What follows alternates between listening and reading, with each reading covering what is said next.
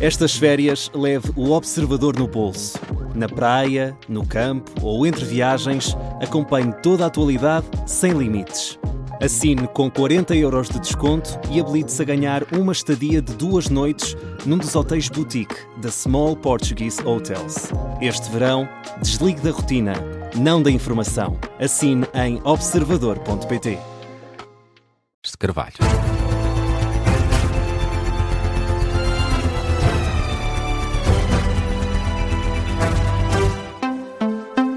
E começamos este Jornal das 10 com o caso da morte de uma criança em Almada. O advogado Rogério Alves indica que a acusação mais provável para a funcionária que se esqueceu da menina dentro do carro é de homicídio por negligência. O antigo bastonário da Ordem dos Advogados explica que essa é a acusação mais provável, mas que há 2 caminhos possíveis, um outro menos provável, o crime de exposição ao abandono. Homicídio por negligência. Haveria aqui uma segunda possibilidade. Teoricamente existe, na prática provavelmente não, e esperemos que não, que seria o chamado crime de exposição ou abandono. Isto é, no artigo 138 do Código Penal, prevê-se a situação em que alguém deixa outra. Tivemos, aliás, um caso muito recente daquele casal que deixou 2 crianças à beira da estrada. Exposição ou abandono, isto é, deixar neste caso, uma criança, numa situação na qual não se pode defender, do qual pode resultar a morte. Portanto, esse crime pode ter consequências mais ou menos graves, pode até não acontecer nada de especial à criança, a criança pode ficar com uma lesão grave ou pode até morrer. E se daí resultar a morte, a pena é bastante pesada, pode ir até 10 anos.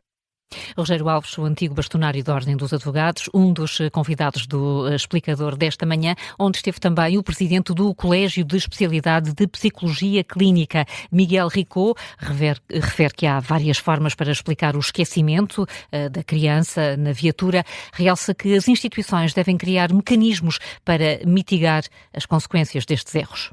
O que temos é que antecipar que quando as consequências das nossas falhas são muito graves, temos que ter, ajudas e uma organização que de alguma maneira diminua drasticamente a probabilidade desse erro acontecer. E é isto que está aqui em causa. É evidente que estamos todos muito chocados com tudo isto que aconteceu, é evidente que é inimaginável imaginarmos a posição dos pais desta criança e aquilo que devem estar a sentir, mas é evidente que reduzirmos isto à culpa de alguém é evidentemente também redutor e olharmos para isto de uma forma que vai permitir que estas coisas possam voltar a acontecer. Foi este o tema em análise no explicador desta manhã, numa altura em que a Polícia Judiciária está a investigar as circunstâncias da morte desta bebé de 1 ano e meio em Almada. Ficou fechada dentro de uma carrinha da creche durante mais de 8 horas. Ainda há a polémica dos exames nacionais. O Educa nega ter cometido um erro numa das questões do exame da segunda fase de Matemática A. Uma reação que surge depois da Sociedade Portuguesa de Matemática ter apontado para um erro formal na questão 5 da prova. No comunicado enviado às redações esta manhã, o presidente do Educa, Luís Pereira dos Santos, sublinha que os alunos compreendem o que lhes é solicitado no item. Ainda assim, adianta que esta questão vai ser analisada e devidamente apreciada no âmbito dos mecanismos de supervisão da classificação do Instituto. Depois da polémica com a correção dos exames nacionais, termina hoje a fase da realização das provas da segunda fase, hoje com os exames de Desenho A, Físico-Química A, Geografia e Inglês.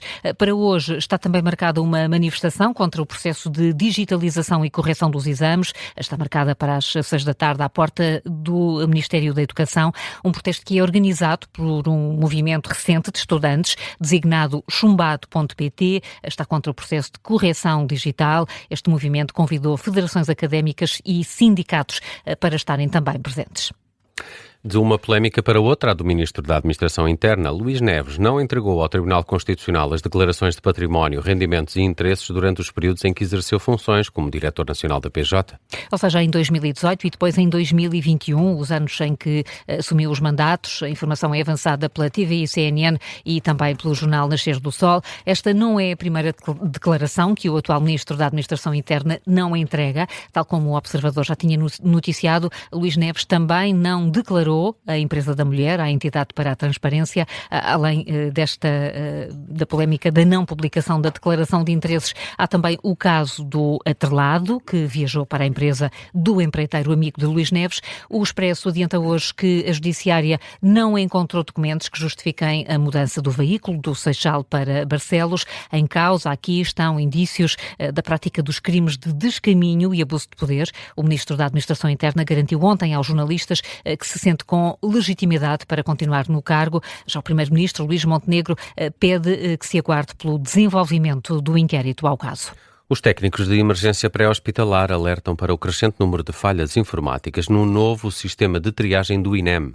O sistema que esteve ontem em baixo durante 2 horas no Centro de Orientação de Doentes Urgentes do Norte. Já antes, a Comissão de Trabalhadores do INEM tinha alertado para os riscos no acionamento dos meios de emergência e exigiu esclarecimentos à direção do Instituto. O novo sistema on-call mereceu elogios por parte do presidente do INEM, mas à Rádio Observador, o presidente do Sindicato dos Técnicos de Emergência pré-hospitalar relata um aumento do número de constrangimentos.